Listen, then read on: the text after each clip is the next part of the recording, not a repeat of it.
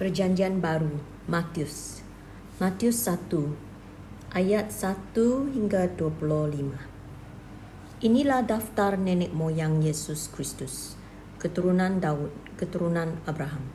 Dari Abraham sampai Daud, nama-nama nenek moyang Yesus sebagai berikut: Abraham, Ishak, Yakub, Yehuda dan saudara-saudaranya, Perez dan Zerah.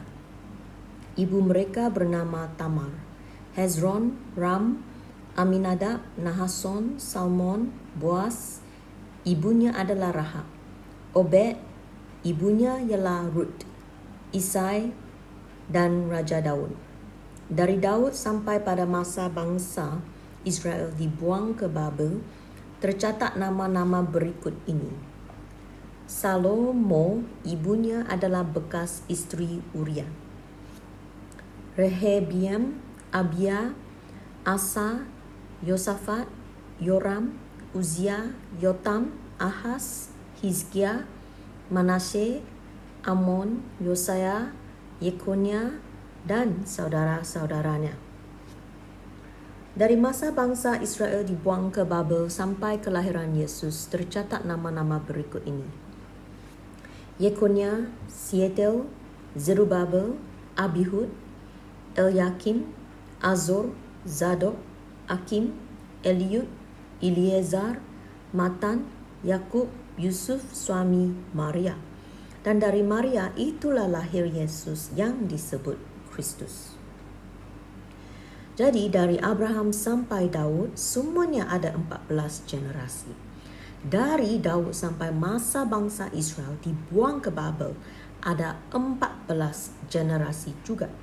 Dari masa bangsa Israel dibuang ke Babel sampai kelahiran Kristus ada pula 14 generasi. Beginilah kisah tentang kelahiran Yesus Kristus. Ibunya, yaitu Maria, bertunangan dengan Yusuf.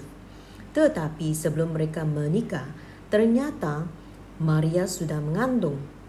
Yusuf tidak tahu bahwa Maria mengandung karena kuasa Roh Allah.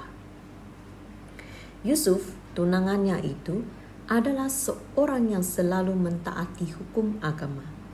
Jadi, dia mau memutuskan pertunangannya, tetapi dengan diam-diam, supaya Maria tidak mendapat malu di muka umum. Sementara Yusuf menimbang-nimbang hal itu, dia bermimpi. Dalam mimpinya itu, dia melihat seorang malaikat Tuhan yang berkata kepadanya, Yusuf, keturunan Daud, jangan takut menikah dengan Maria, sebab anak yang di dalam kandungannya itu terjadi oleh kuasa Roh Allah. Maria akan melahirkan seorang anak laki-laki. Anak itu harus engkau beri nama Yesus, kerana dia akan menyelamatkan umatnya dari dosa mereka.